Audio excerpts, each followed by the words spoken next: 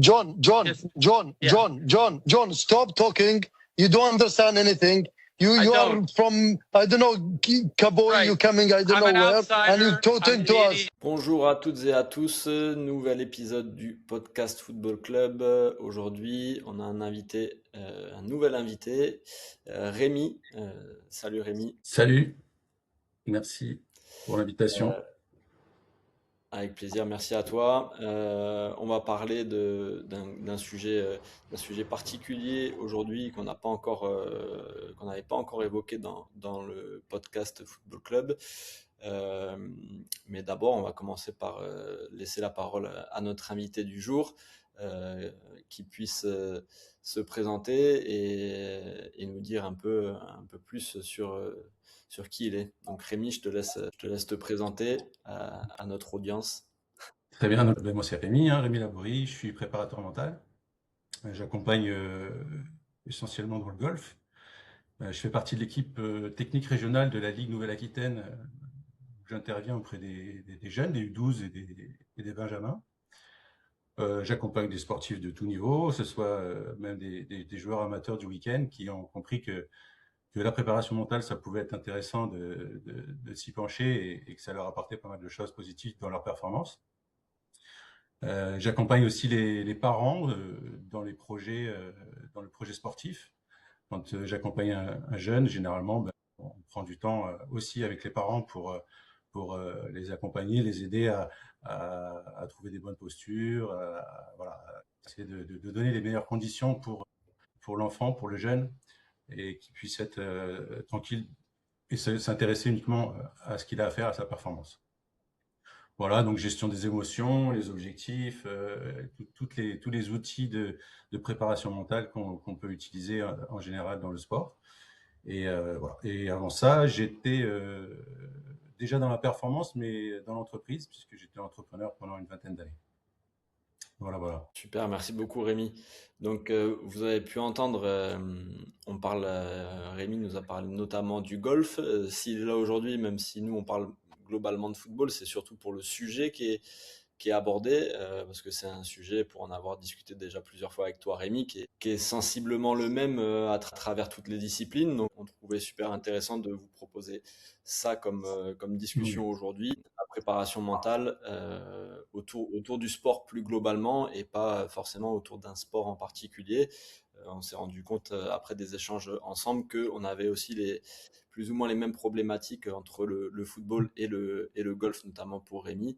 Donc l'objectif de cette discussion, c'est d'aller autour de ça, de la préparation mentale, et notamment autour d'un événement particulier, parce que Rémi nous a gentiment envoyé ce livre, donc le livre qu'il a écrit autour de la préparation mentale, à la fois autour de... Tu m'arrêtes si je me trompe à chaque fois. Oui, autour de l'accompagnement des parents surtout, pour leur donner un peu des outils, des pistes au quotidien et de pouvoir les aider à voir un petit peu les choses différemment sur leur posture de parents d'enfants compétiteurs. Ça a été assez décidé justement, à force d'échanger avec des coachs, de rencontrer les parents sur les parcours de golf, d'échanger avec les enfants aussi et qui rencontrent des fois des difficultés de communication avec les parents. Donc je me suis dit, il y a beaucoup d'envie de bien faire, beaucoup de bonnes choses, mais aussi pas mal de maladresse. Et c'est souvent ce qui est un peu dommage, puisque l'intention au départ, c'est toujours de faire le maximum pour les enfants, de leur donner le meilleur environnement, qu'ils soient heureux, qu'ils s'épanouissent, qu'ils grandissent, qu'ils prennent confiance en eux.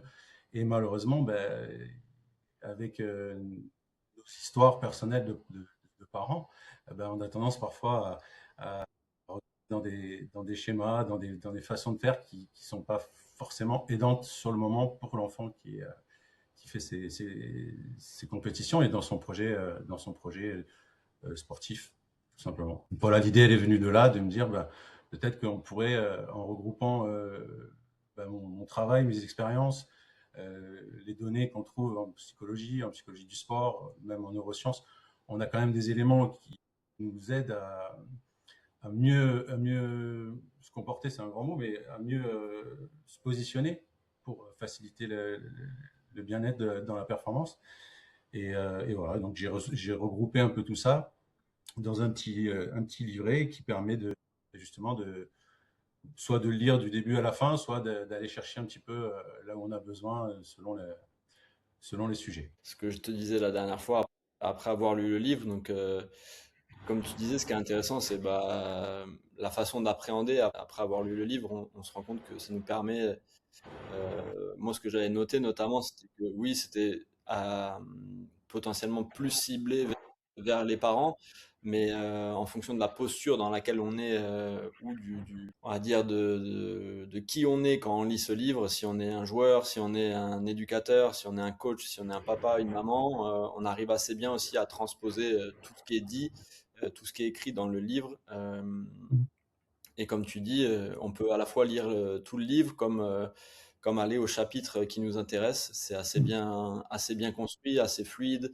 Il y a aussi beaucoup d'accompagnement. Moi, c'est surtout ça que j'ai noté dans le livre. C'est vraiment pas dans une posture on va dire un peu comme j'ai pu te dire la dernière fois au téléphone, dans une posture un peu au-dessus, Sachant, ouais. voilà, de sachant. On sent vraiment quand on lit ce livre, que tu es limite là avec nous à nous accompagner dans la discussion et dans la prise de recul. Donc c'est assez agréable à lire, assez facile aussi à verbaliser ça d'une façon où, pareil, c'est pas dans une posture de montrer des compétences ou autres. On sent vraiment cet accompagnement, cette envie d'être dans l'accompagnement des parents ou de quelques personnes que ce soit. Donc, c'est super agréable. Il y a aussi à la fin de chaque chapitre, il y a des tips pour Ouais, savoir un peu où des on en outils. est, qui on est dans ce chapitre, quelle typologie de personnes ou de comportements on exerce en fonction des chapitres. Et il y a souvent aussi une petite annexe où on peut prendre des notes, où on peut réaliser des petits quiz aussi pour savoir en fonction comment se comporter ou comment on se comporte et analyser notre comportement. Donc franchement, c'est entre le livre et comment je pourrais dire ça? C'est entre le livre et le développement personnel. Franchement, c'est hyper agréable.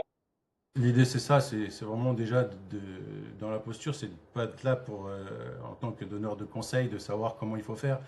J'ai pas de clé miracle pour faire devenir quelqu'un un champion ou un super parent ou quoi que ce soit d'autre, mais il n'y a pas de recette magique de toute façon. On est parent comme on peut, on fait ce qu'on mieux ou mieux, mais on a le droit aussi de réfléchir et des fois se poser des questions si on peut se remettre en question. Parce que souvent, on a des attentes auprès de nos enfants de pas mal de comportements, de faire attention à ceci, d'être plus cela, mais peut-être des fois ça peut se retourner les questions à nous-mêmes en nous disant bah tiens moi j'ai de l'exigence, je veux qu'il soit sérieux dans son entraînement, qu'il prépare ses affaires, etc., qui se comporte de telle manière. Mais moi, est-ce que je peux adapter peut-être certaines manières de faire qui va faciliter et surtout avoir un environnement de développement. Tu disais développement personnel, le mot il est un peu maintenant c'est moins bon, mais d'être dans un environnement où il va pouvoir construire une bonne estime de lui-même, une bonne confiance, savoir faire des erreurs, revenir après des erreurs, se passer des moments difficiles et savourer aussi les bons moments. Et toutes ces choses qui vont servir aussi dans la vie d'adultes, de nos enfants, des jeunes qu'on accompagne. Quoi. Donc c'était vraiment pas de donner des leçons, mais surtout de donner des éléments théoriques qui viennent des sciences, comme je le disais, mais aussi avec des outils effectivement de coaching, d'accompagnement au développement personnel. Et avec ces outils, bah, donner la possibilité aux parents bah, de se dire, bah, tiens, moi je fonctionne comment? Est-ce que c'est la bonne manière pour qu'ils ne se sentent pas stressés, qu'ils soient heureux, qu'ils continuent à prendre du plaisir, qu'ils continuent à jouer? C'est souvent ça la difficulté. Quand on arrive à un certain niveau, il y a beaucoup d'exigences, il y a beaucoup d'attentes auprès des enfants. Les enfants eux-mêmes se mettent des attentes, enfin se mettent se doivent comme ils veulent bien faire pour faire plaisir. Donc ils se créent des attentes de résultats pour faire plaisir.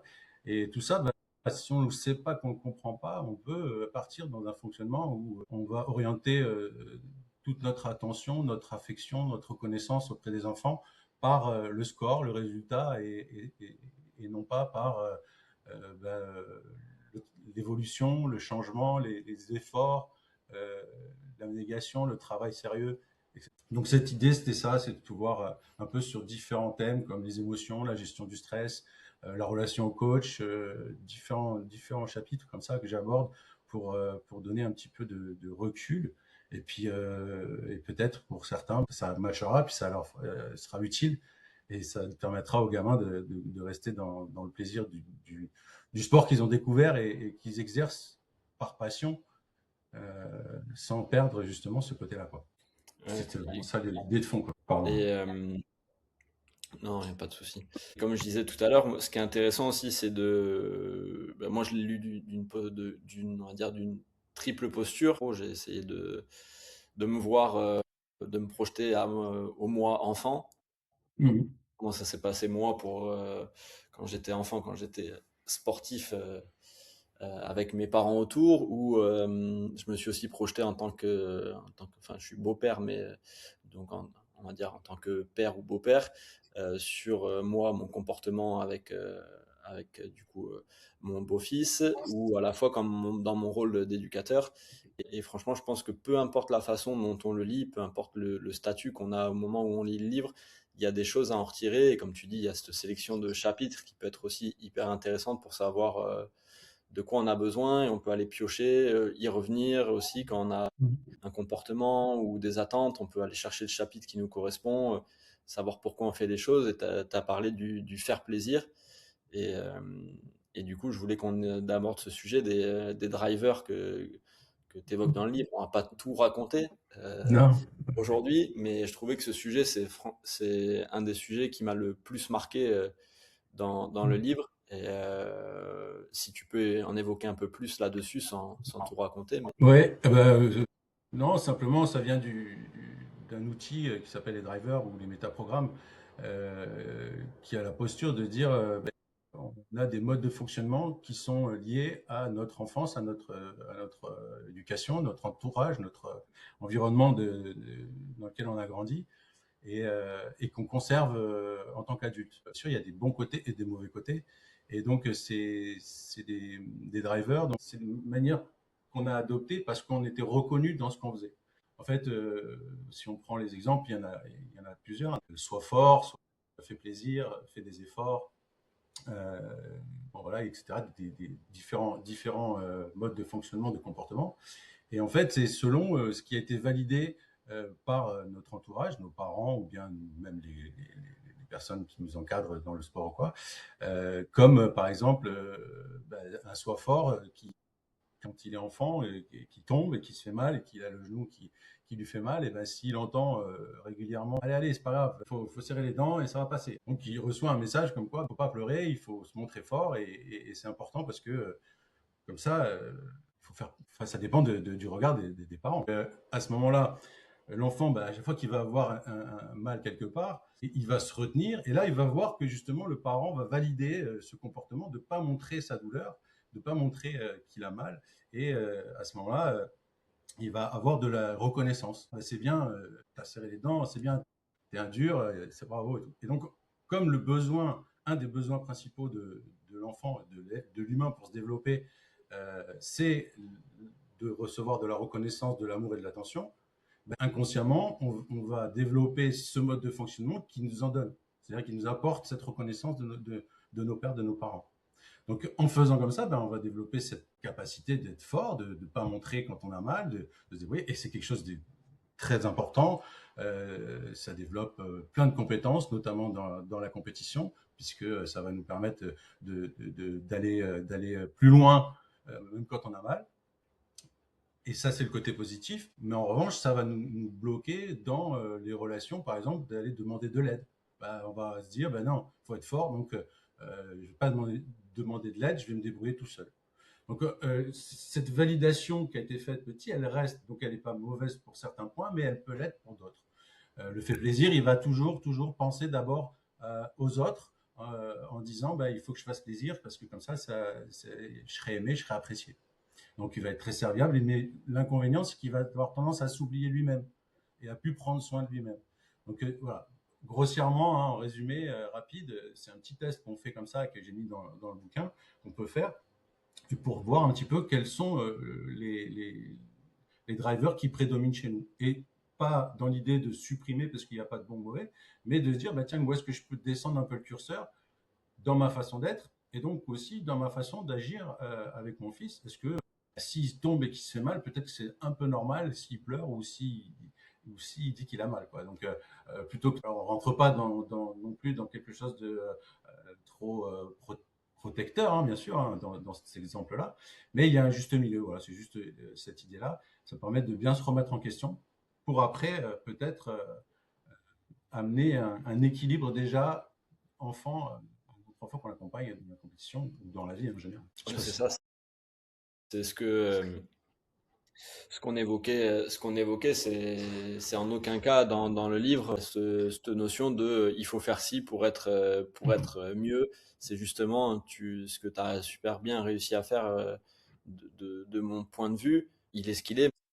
Pour avoir lu le livre, c'est que justement, comme tu viens de le faire là à l'instant, c'est que tu évoques pour chaque sujet, pour chaque driver, pour chaque chapitre, quels sont les retours positifs de chaque comportement et les retours plus ou moins négatifs entre guillemets.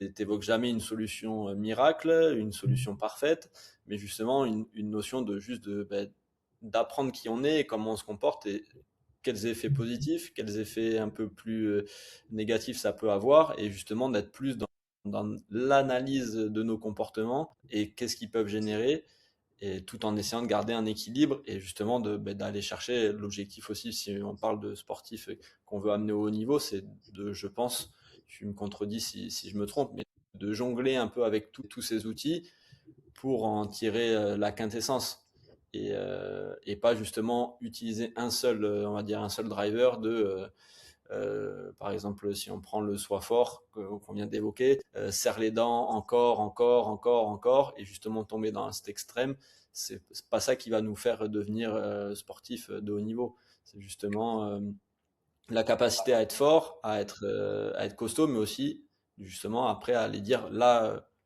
je sens que je suis à la limite, voilà, être en capacité de demander de l'aide et de savoir Oui, connaître ses limites. ça c'est vraiment que ça peut nous amener notre manière d'être, de fonctionner, elle va pouvoir amener un jeune à très haut niveau, euh, mais après à un moment donné, quelles sont, elles vont être où les limites du bien-être de l'individu en lui-même, dans sa façon de se percevoir, dans son identité. Si jamais il y a des blessures, comment il va les vivre? Est-ce qu'il justement demander de l'aide, comme tu le disais, si on voit dans l'actualité encore, on voit Mandanda, le gardien de but, qui a fait un bouquin justement qui explique un peu son histoire, où l'après-carrière a été extrêmement difficile parce qu'il y a une perte de repères d'abord dans l'organisation de sa vie. C'est plus la même chose, il n'y a plus l'équipe, il y a plus le même environnement, il n'y a plus le défi aussi fort, l'adrénaline, mais il y a aussi une estime de soi, une identité surtout qui est construite uniquement en rapport avec son rôle son identité de joueur de foot et de Avec la performeur, performance. en lien avec la performance. Donc il n'y a plus de compétition, il n'y a plus de performance. Ben, son Il n'y a plus identité, d'humain du coup. elle est complètement. Il n'y a plus d'identité. Donc ça, c'est une des choses que j'aborde beaucoup aussi dans le livre, c'est que construire une identité multiple avec les enfants, c'est-à-dire un enfant, il n'est pas juste le footballeur, le golfeur, le tennisman, le petit champion, etc. Il est aussi le frère de ses frères et sœurs, il est aussi le copain à l'école d'eux, il est aussi peut-être qu'il fait un autre sport aussi. D'ailleurs, jusqu'à un certain âge, on considère que c'est quand même mieux d'avoir différentes activités sportives ou de loisirs en tout cas. Et ce qui fait qu'en construisant toutes ces identités, en apportant de l'attention des adultes qui vont faire ça à l'enfant en disant ben voilà, ouais, on va à la compétition et puis demain on va faire ça, on va faire des loisirs, on va faire d'autres choses. Et en gros, tu n'es pas que ça, quoi. Et ce qui fait qu'il construit avec cette confiance en lui que si ça se passe mal dans un domaine, ben, il y aura peut-être un autre domaine. Il y a des jeunes qui partent beaucoup en fac américaine dans le golf. Ils construisent leur parcours d'étudiants où ils sortent avec des diplômes importants, mais en même temps, à côté de ça, ils ont aussi leur carrière de golfeur. Et quand ils sortent souvent des facs américaines, ils reviennent, ils ont une vingtaine d'années à peu près, euh, et, et, euh, et donc ils entament leur carrière de professionnel avec l'idée quand même de bon, on va donner le max, c'est notre rêve, on va aller au bout. En revanche, si jamais ça se passe pas, parce que c'est pas toujours évident, ben on va pouvoir, on a quand même quelque chose d'autre, on est autre, on a une autre identité, celle qui nous donne le travail qu'on pourra effectuer. Voilà, je sais pas si c'est un peu clair tout ça, mais On n'est pas que le compétiteur, en gros. voilà, exactement. Parce que, bah, d'ailleurs, je sais pas si c'est un peu comme Léon Marchand là, qui est le nageur là, qui est aux États-Unis. On sait que c'est des sports aussi qui sont peut-être à dire en vivre. C'est quand on n'est pas au niveau du football ou du Ouais. golf sur des gains quand on est dans le haut niveau. Le golf à haut niveau, oui, mais après, c'est compliqué aussi. Ouais. Donc il faut quand même aussi, voilà, ce qu'on nous montre aussi dans cette société, c'est faut se rendre compte que c'est le 1% du haut niveau, Ouais. parce que le haut niveau, ça comporte le monde professionnel.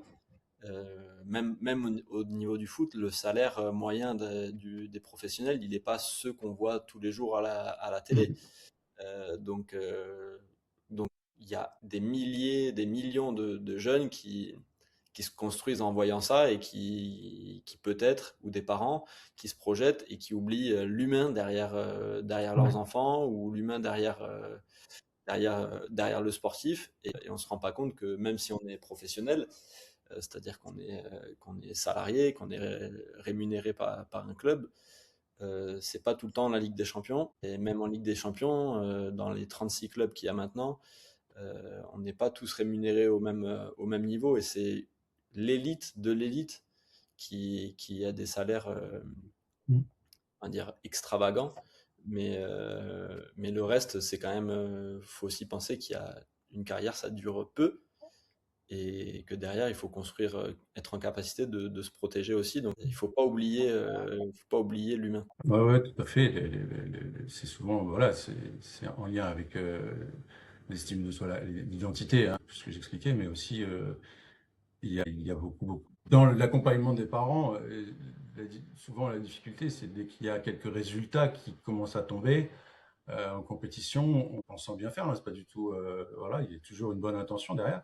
On va commencer ah bah tiens, peut-être que voilà, le rêve se construit petit à petit, et puis on met plus de moyens aussi dans les matériels, dans les intervenants, dans pas mal de choses. Donc il y a des déplacements aussi, ça prend de la place.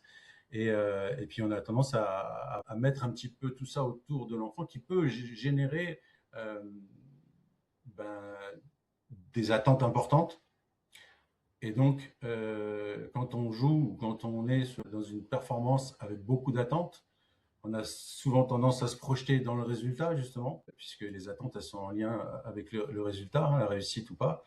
Et c'est ce qui génère justement toutes ces problématiques de stress pendant la compétition, de doute, de peur et d'hésitation qui génèrent justement la mauvaise performance. En tout cas, le résultat ne vient pas comme ça. C'est en se projetant sur des attentes et des résultats qu'on n'est pas à 100% dans ce qu'on sait faire, ce qu'on maîtrise et dans le moment de l'action. Donc ça, c'est une difficulté. Et puis souvent, comme j'en parle, c'est la championnite. Donc tout de suite, il y a quelques résultats. Donc on se dit, ah ben c'est super, on va monter un projet autour et tout. Alors en plus de la pression que ça peut mettre et puis de ce pacte sacrificiel que l'enfant il peut faire auprès des parents, c'est-à-dire qu'au bout d'un moment donné, au bout d'un moment, l'enfant, si je performe pas, avec tout, avec le déplacement qu'on a fait, et puis l'argent, et puis papa il a pris sa journée, etc., ça met une pression importante sur l'enfant. Et même l'adolescent, hein, déjà, il pense beaucoup aussi, et ça fait des contre-performances à l'inverse.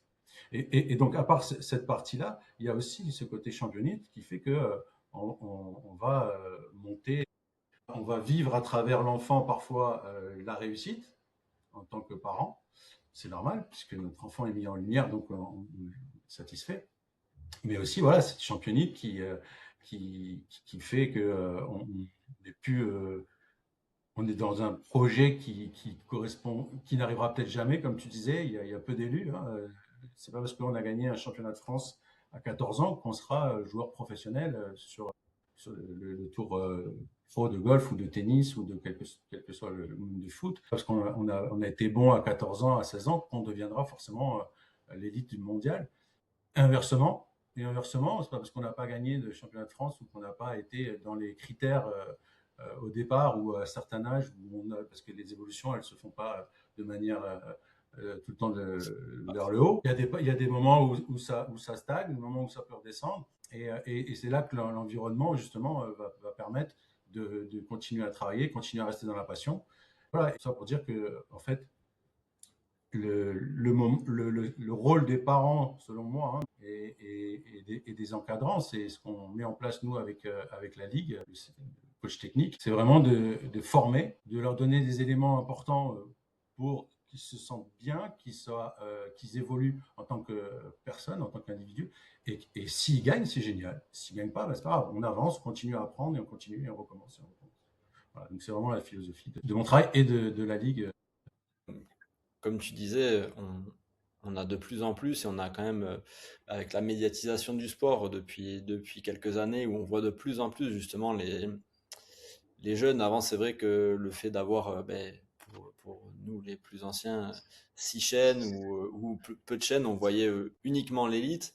Maintenant, avec tous les contenus qu'on peut avoir, à la fois sur les réseaux digitaux ou les chaînes à la carte ou les diffuseurs et multidiffuseurs, on voit de plus en plus de sports jeunes ou en tout cas de parcours de jeunes à la télé, et on se rend compte aussi, par exemple, dans le tennis, dans le golf, dans le foot, des prodiges, comme tu parlais, de joueurs à 14 ans qui sont en avance et qui ont une progression fulgurante, et qui sont en avance sur leur temps, et ça en fait pas des champions automatiques à l'âge adulte. Déjà, mais parce qu'il y a un gap monstrueux entre le sport de jeunes et le sport élite, on va dire, le sport senior chez les adultes.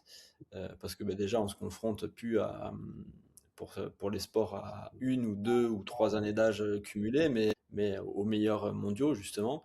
Et là, les avancées, on va dire, athlétiques ou les progressions, en fait, elles sont nivelées par les années d'âge. Et on se rend compte aussi que souvent, c'est ceux qui ont réussi à résoudre beaucoup plus de problématiques qui arrivent en général à aller un peu plus loin. Parce que quand on est en avance physiquement ou quand on est doué, peut-être, on travaille un peu moins, ou on se repose sur les qualités physiques, par exemple, naturelles qu'on a.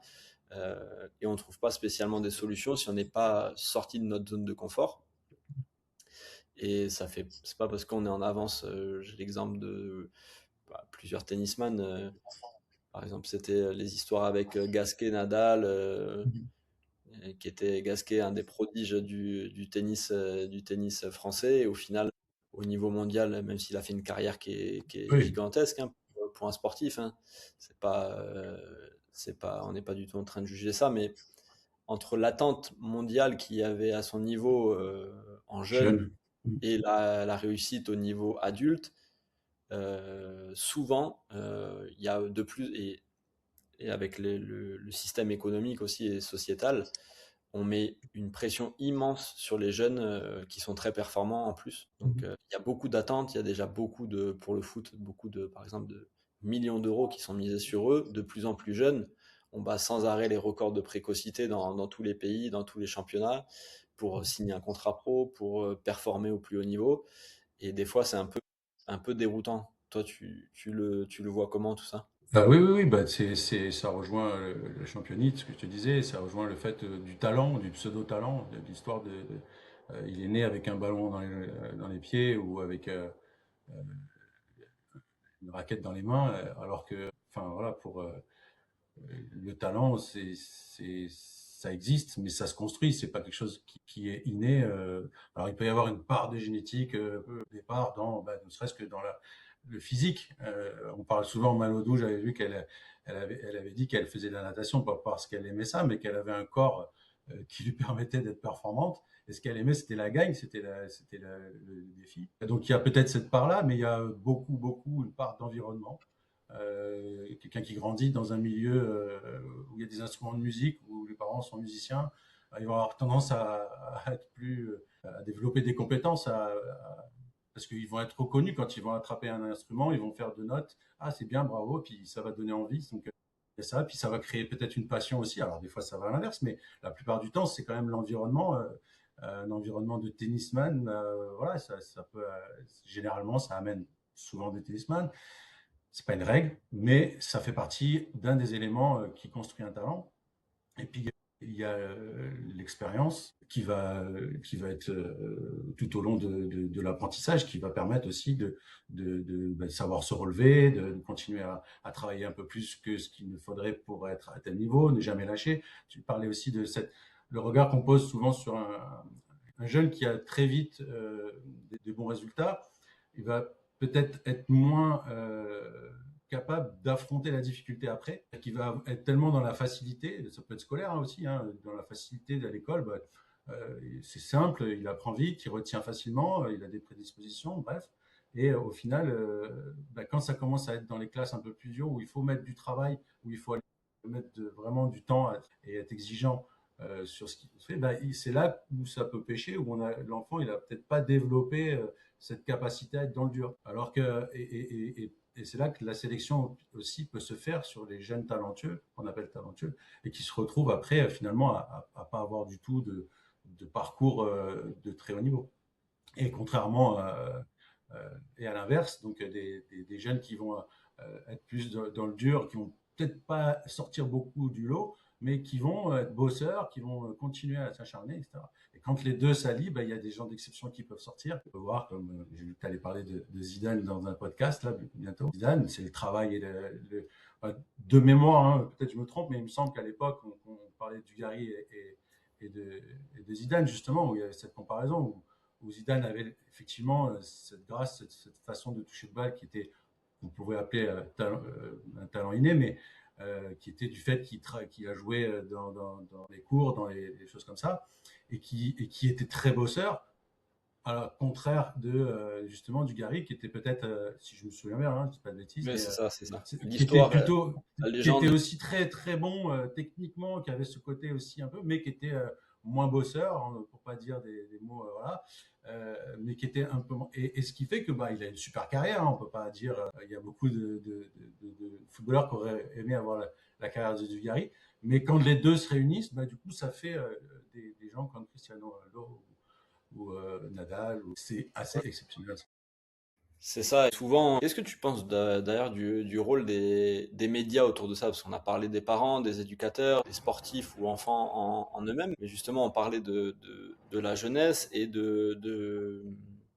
des attentes qui sont autour des jeunes sportifs.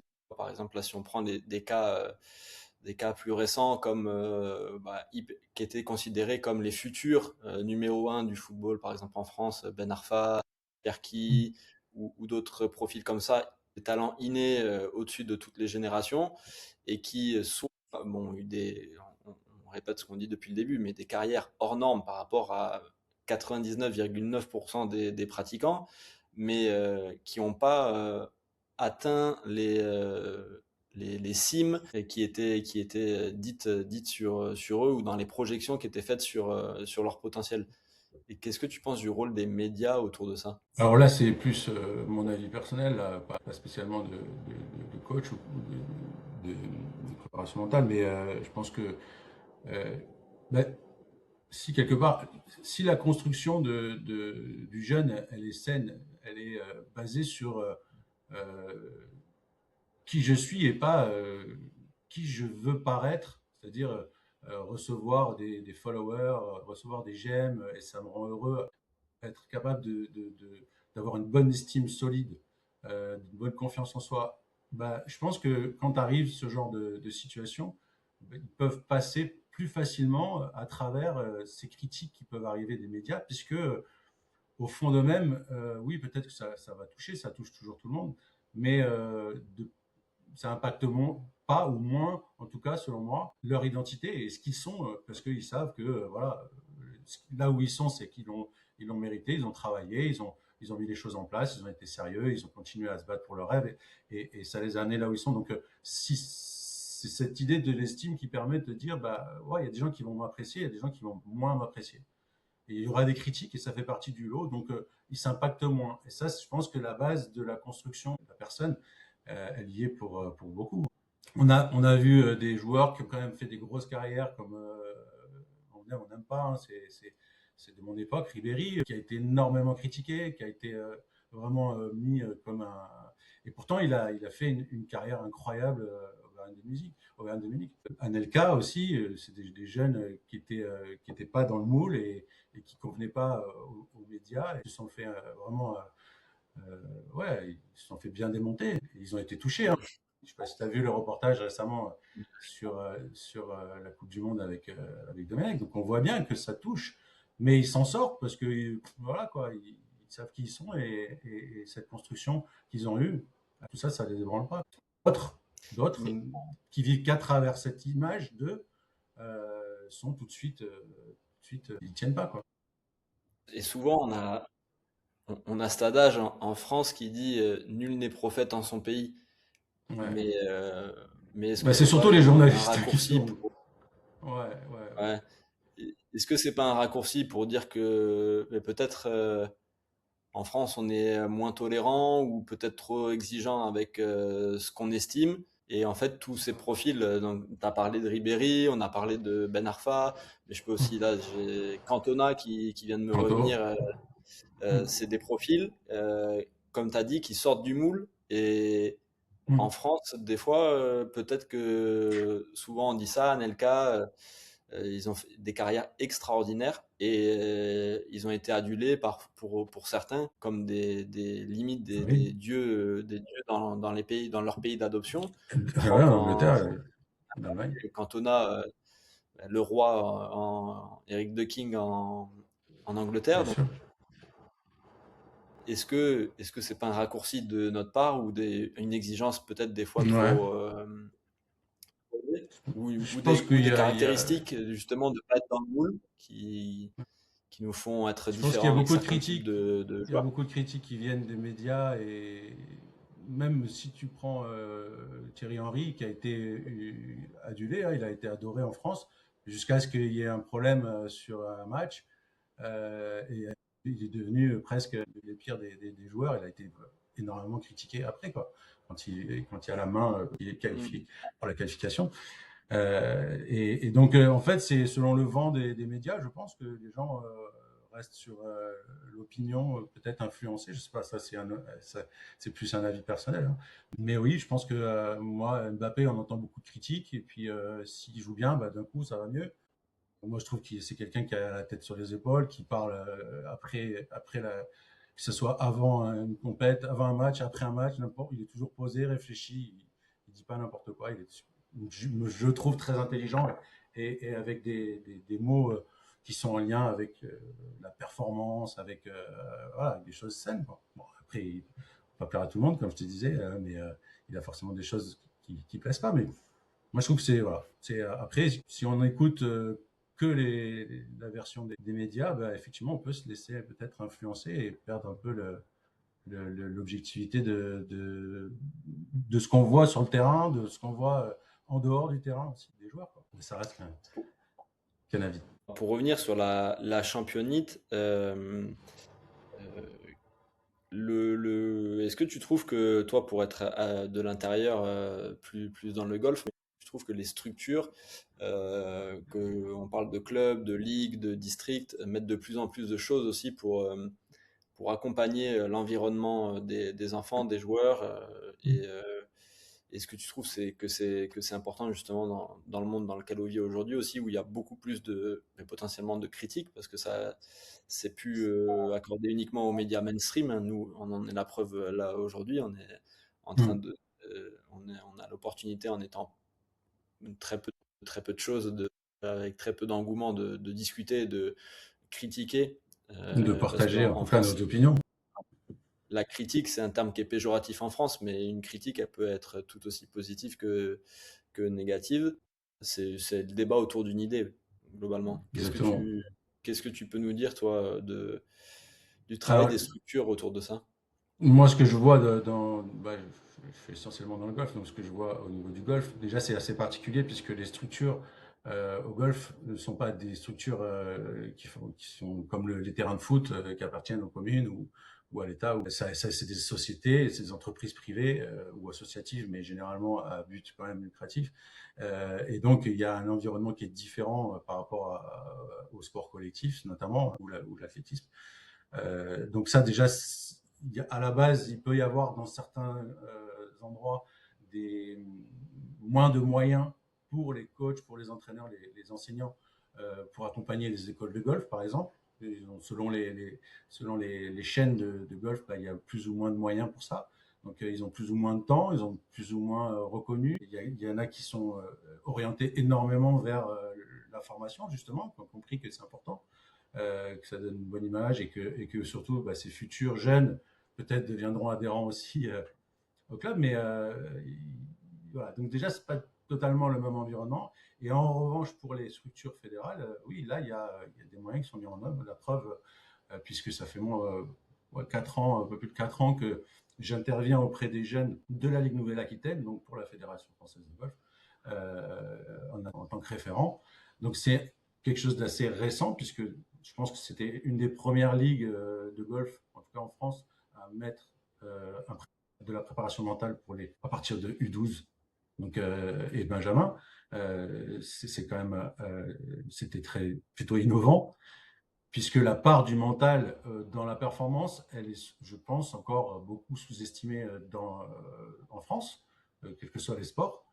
Même si jusqu'à un certain âge, le coach a quand même les compétences pour accompagner les enfants, arriver à un moment donné à un niveau de performance où de ne pas travailler ce côté du mental, c'est quelque chose qu'il faudra rattraper de toute façon à un moment donné pour avancer dans le haut niveau. Parce que la performance, c'est la technique, le physique, le mental, et après aussi tout ce qui est tactique, stratégie, alimentation, etc. Mais technique, physique, mental, c'est vraiment les 3 piliers de la performance qui interagissent en permanence entre eux, puisque quand je travaille avec un de ces piliers, mon niveau augmente.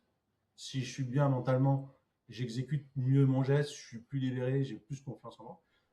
Si techniquement je progresse, ça me donne confiance. Si physiquement j'ai travaillé et que techniquement j'ai travaillé, je me sens prêt, donc j'ai confiance, etc. Et en fait, il y a tout le temps une interaction entre ces 3 piliers de la performance et qui, pour l'instant encore, je trouve, sont encore très limités au niveau de la mise en place des jeunes. Et justement, donc au niveau fédéral, de la Fédération française de golf, pour celle que je connais en tout cas, met beaucoup de choses en place à ce niveau-là. Des interventions aussi, j'ai pu faire une visioconférence pour les parents, justement, avec un autre préparateur mental qui est le préparateur mental de la Fédération française de golf, où on a justement proposé une petite session d'explication sur un thème de avant, pendant, après la compétition, comment créer un cadre avec l'enfant en discutant, etc. Donc il y a des actions, il y a des actions, même si c'est pas de mon point de vue bien sûr, mais c'est déjà ouais, ça avance bien, ouais, ça avance bien. Pour ce qui est du golf. Après dans le foot, je connais beaucoup moins. Et le tennis aussi, je sais que ça se développe beaucoup. Je pense que c'est plus ou moins, en tout cas, moi je trouve, c'est mon avis personnel, c'est assez paradoxal parce que souvent dans le sport, on a tendance à dire que ça se joue dans la tête. Exactement. On est beaucoup à dire ça. On a, en tant qu'éducateur, les parents, source les motivations entre les joueurs ou entre coéquipiers.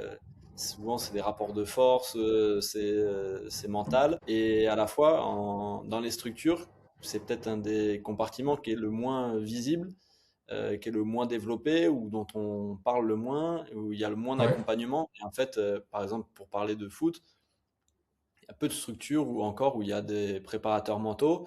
Et s'il y en a, c'est souvent chaque individu de son côté.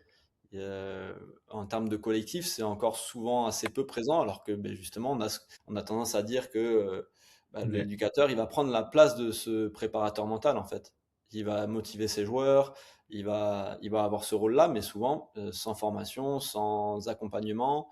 Et et voilà, on retrouve ces tics de langage ou les phrases toutes faites de voilà, ça va se jouer aujourd'hui, ça va jouer dans la tête, Ouais.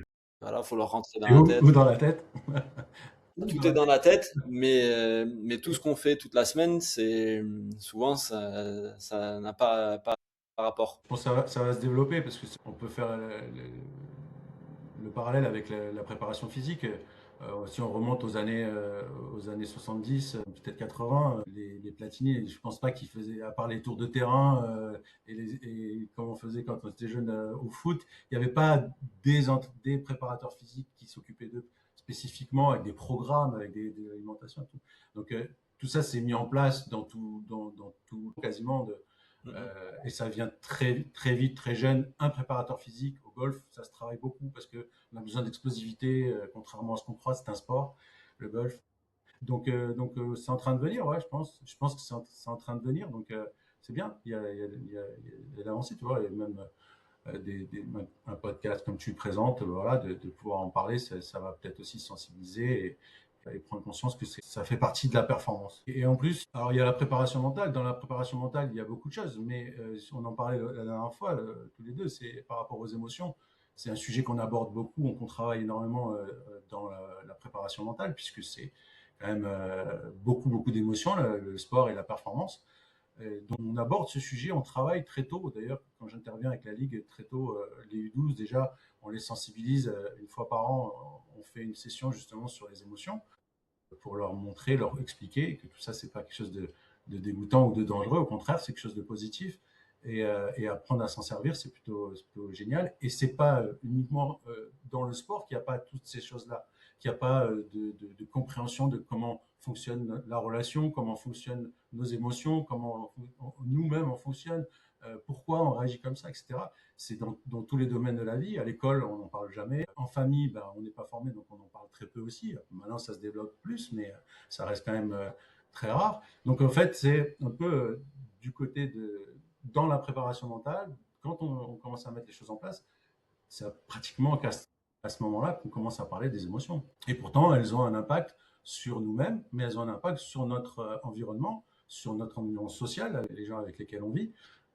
Si on apprend à gérer sa colère, ben, ça peut éviter quelques embrouilles en voiture, par exemple. Et si on l'apprend très tôt, ben, c'est encore plus facile de grandir avec cette vision-là. Donc, je ne sais pas si je répondais à ta question de base. Tu me disais. Tout à fait, tout à fait. Et je vais te poser une dernière question par rapport à une différence de vision.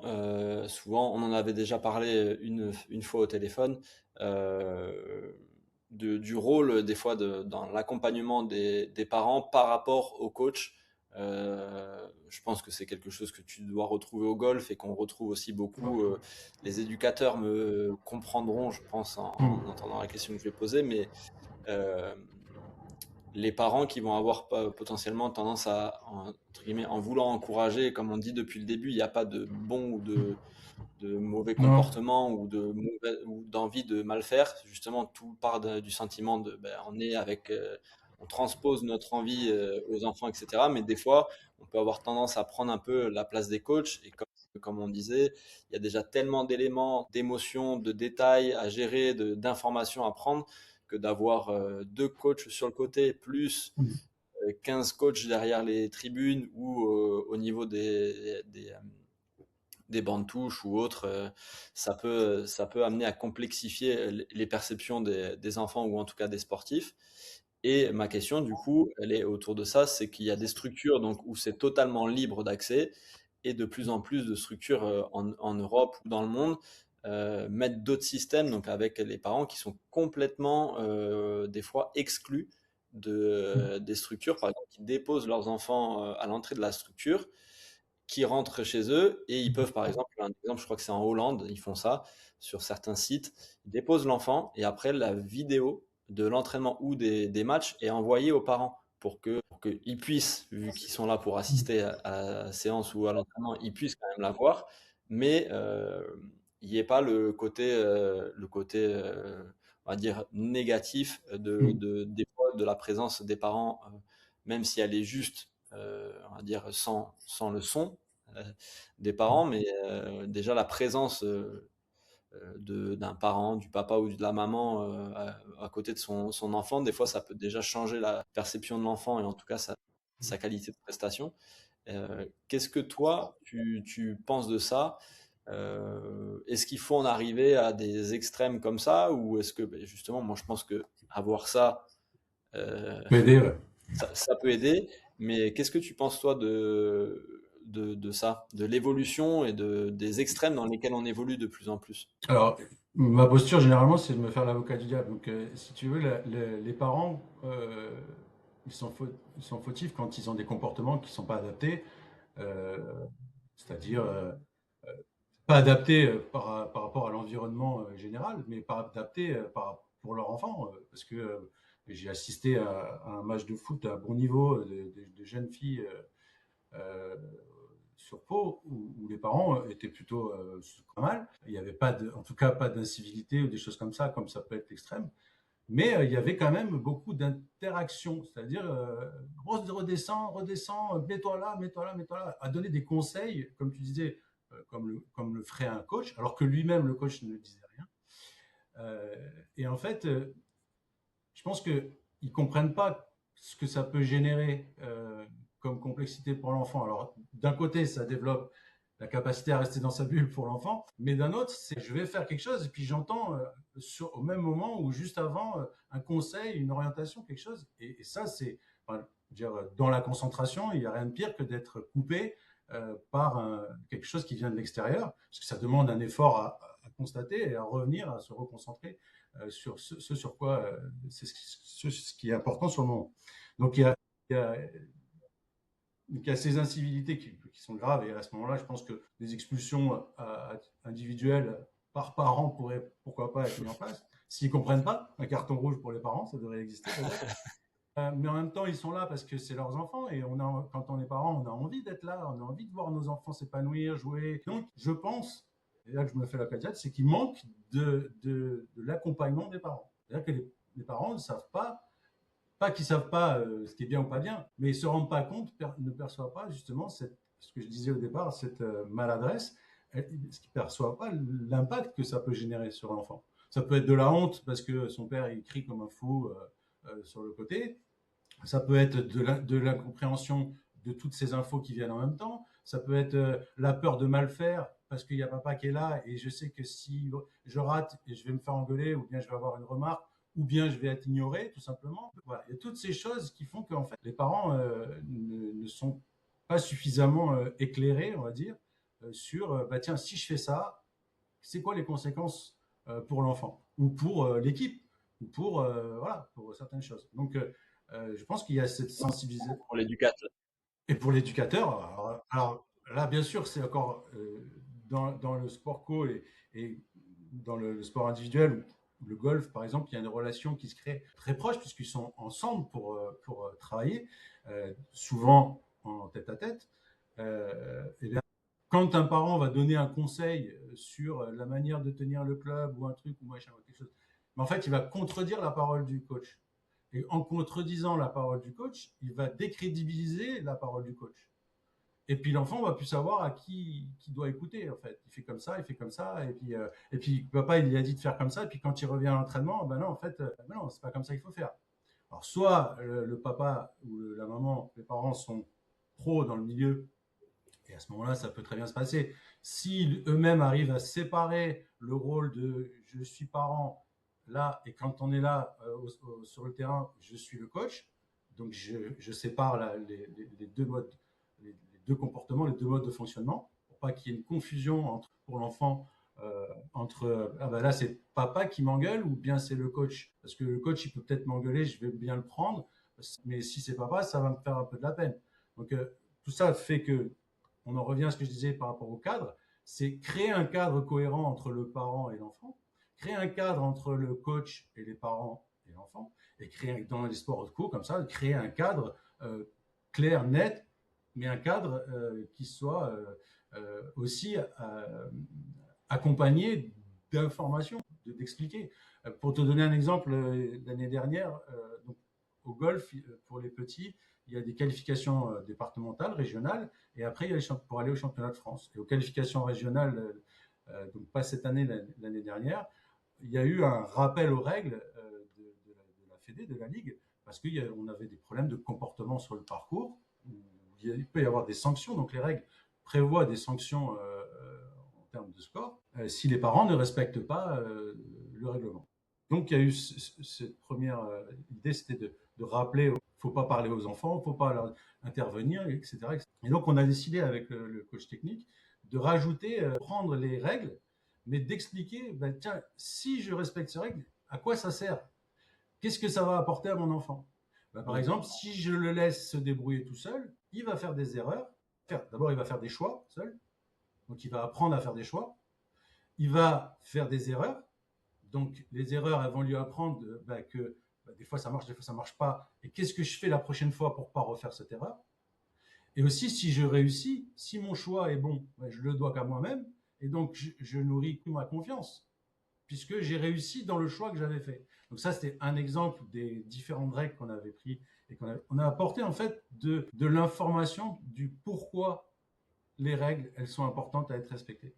Parce qu'avoir une règle pour une règle, ouais, d'accord, ok, on peut, si on est très discipliné, qu'on a peur de l'autorité et qu'on veut vraiment, on va respecter la règle. Mais si on sait pourquoi, bah, c'est déjà plus facile de la respecter. Et puis pour ceux, des fois, qui ont moins de facilité à respecter les règles, bon, moins de considération pour ça, bah, ils vont se dire, ah bah tiens, c'est pas pour la règle, c'est pour le petit que je le fais. Et je trouve super intéressant ce que tu viens de dire et ce que vous avez pu faire, c'est que souvent, en plus, quand on parle de règles, de cadres, c'est souvent à connotation négative ou restrictif, alors que là, la façon d'inverser le discours et de dire que la règle, qu'est-ce qu'elle apporte, qu'est-ce qu'elle nourrit, je trouve ça super intéressant parce que ben justement, comme tu l'as dit depuis le début, ces comportements, ils sont là parce que les parents ou l'éducateur, il va avoir envie d'avoir ben, ils sont là pour faire le mieux, ils sont là pour accompagner, Oui. ils veulent rien de mal. Donc en fait, amener le positif,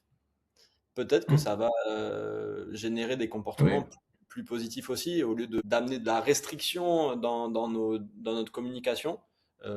Voilà, soulever, au lieu de dire, voilà, si vous faites ça, ça va pas aller, on sera obligé d'avoir des sanctions, etc. Ben, en fait, inverser le discours et dire, voilà, ce comportement amènera votre enfant à construire son cerveau plutôt que à être dans la reproduction, dans le savoir-faire. Je sais plus, il me semble qu'il y avait un driver là-dessus sur, en tout cas, être un exécutant. Voilà, on exécute ce que le coach nous dit ou ce que le parent nous dit, et du coup, on est dans la reproduction. Voilà. Qu'il soit parfait. Et ça, au final, le jour où on n'a pas la solution, où il n'y a pas papa, il n'y a pas maman, il n'y a pas le coach, comment on fait? Donc, alors ça c'est bien sûr toujours comme on le dit depuis le début, tu l'as remarqué aussi dans le livre, c'est pas la solution parfaite à tout comme ça. C'est-à-dire que selon l'âge ça va être différent, selon les parents ça va être différent, selon l'enfant ça va être différent. Il faut pas dire par exemple ah ben non les parents au golf, moi ce que je propose comme je te disais c'est de créer un cadre. Donc l'enfant il va exprimer, on va créer une discussion, ouvrir la discussion pour que le parent puisse écouter les besoins de l'enfant et inversement. Et donc, bah tiens là, moi, quand on est sur le parcours ou quand on est sur le terrain, quand tu fais ça, ça me dérange parce que ça me met dans... Ou alors, ce que je veux dire, c'est qu'on ne peut pas dire, ah non, les parents, il ne faut pas qu'ils soient là. Bon, au golf, par exemple, c'est facile à décider. On peut dire, ben non, je te suis ou je te suis pas pendant la partie. Et si l'enfant n'a pas envie d'être suivi, il faut qu'il puisse le dire. S'il peut le dire, c'est qu'il est en confiance, qu'il est en sécurité, qu'il n'a pas peur d'être jugé, rejeté par son parent, donc c'est plutôt bon signe. Et quand il en parle, il faut l'écouter. Et donc, ça ne veut pas dire qu'il ne faut pas les parents sur le parcours, il faut voir selon l'enfant, parce que l'enfant, peut-être, lui, il a besoin de ses parents. Parce que quand il a 12 ans, 13 ans, 14 ans, il a encore peut-être besoin de la présence de ses parents. Et encore, peut-être c'est rassurant, peut-être à l'échauffement, tout simplement, de se dire, bon voilà, quand je m'échauffe, j'aime bien quand tu es là, parce que c'est la période qui est stressante avant de rentrer dans le match. Bon, en sport co, il y a peut-être un peu moins puisqu'il y a l'émission du groupe, etc. Mais en sport individuel comme ça, il y a beaucoup de pression qui arrive avant la compétition. Donc, il y en a qui ont besoin et il y en a au contraire, ça met plus de pression. Donc en fait, c'est créer un dialogue entre les deux pour que justement, ils puissent s'exprimer. Moi, j'ai besoin que quand tu es sur le parcours, quand les parents, par exemple, expriment ce besoin j'ai besoin que tu sois respectueux, j'ai besoin que tu sois, voilà, que tu jettes pas ton matériel, parce que j'en vois des fois, jeter le matériel, et c'est un cadre, voilà. Et quand un cadre est posé, c'est tellement plus simple après d'y revenir que de faire une sanction ou de dire quelque chose, de faire une réflexion à quelqu'un avec qui on n'a pas posé un cadre au départ, quoi, tu vois. C'est ça. Donc, Et juste, dernier exemple que j'ai avant qu'on conclue, c'est que par exemple, moi, pour côtoyer un petit peu le conservatoire de danse ou de musique dans mes activités autres, le cadre il est complètement différent à ce que nous on peut retrouver par exemple. Et là, c'est vraiment, on dépose l'enfant par exemple au conservatoire, il a un cours qui est fermé avec professeur. Et par contre, tous les trimestres, tous les mois, il y a des occasions avec des portes ouvertes où on peut assister par exemple à une séance. Et après, bon, ils ont des activités, spectacles ou autres en fonction de ce qui est choisi comme cursus. Mais du coup, on n'a pas du tout. Le cadre est tellement fort que bah, du coup, les comportements qu'on peut retrouver comme tu l'as évoqué, toi, sur un parcours, ou moi pour le vivre assez régulièrement autour des terrains, ça n'existe pas parce qu'il y a un cadre qui est défini, qui est clair, qui est exposé, et en fait, bah, tout le monde s'y conforme parce que, encore une fois, comme dans tous nos milieux différents, parce que les parents veulent bien faire pour leurs enfants. Et, euh, et ça, c'est, comme tu as dit, je pense, les structures, clubs, districts, ligues, éducateurs, le cadre, c'est une des choses les plus importantes pour permettre aux enfants de se développer de la oui. meilleure des façons. Et au-delà du cadre, on a ça déjà, si on arrive à lire ce, ce Ouais, petit livre je déjà, pense que on peut trouver, chacun peut trouver deux, trois pistes si on le intéressantes, lit quoi. déjà, ça veut dire, de mon point de vue, si on commence à lire déjà, on est dans la bonne posture. C'est-à-dire Si on que s'intéresse au sujet, effectivement, ça voilà, peut. c'est que, encore une fois, on a envie de faire, d'offrir le mieux, ou en tout cas la meilleure solution possible à nos enfants. Donc Rémi, ben, je te remercie beaucoup déjà pour cet échange. Avec plaisir. C'était C'était. passionnant. On pourrait discuter des heures et des heures Si tu mets une pièce, du ça repart, sujet. il n'y a pas de problème. C'est ça. Donc, pour tous ceux qui ont écouté, je mettrai tous tes réseaux sociaux dans la description du live, enfin en tout cas de l'émission enregistrée. Un enfant champion à la maison. Pareil, je mettrai le petit lien pour pouvoir le télécharger en format digital ou l'avoir en format papier comme tu m'as fait l'honneur de m'envoyer. Et voilà, encore Avec Rémi. plaisir. J'espère que vous avez apprécié cet échange. Si vous avez des questions, ben, vous retrouverez tous les réseaux de Rémi dans la description, ou sur Instagram où on mettra aussi un peu toutes les informations. Donc n'hésitez pas à le bombarder de questions, à en apprendre plus en lisant le livre. Et n'hésitez pas aussi à mettre des étoiles sur les podcasts, à vous abonner aux différentes chaînes pour qu'on puisse continuer à découvrir des superbes histoires, et pourquoi pas dans quelques temps refaire un podcast autour de la préparation mentale ou d'autres sujets avec Rémi ou avec d'autres intervenants, et transposer aussi toutes nos différentes visions à travers les sports. Donc merci à tous, merci Rémi, et à très vite. Merci. Ciao.